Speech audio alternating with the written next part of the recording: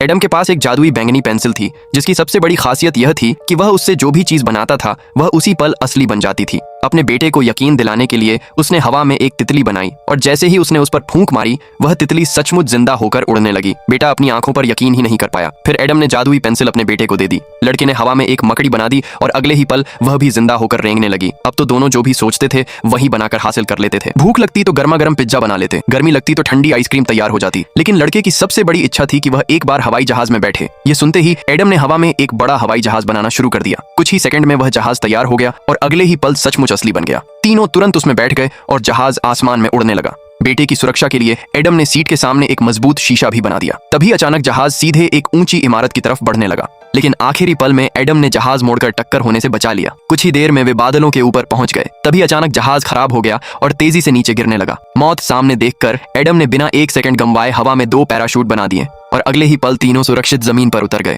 अगर तुम्हारे पास भी ऐसी जादुई पेंसिल होती तो तुम सबसे पहले क्या बनाते?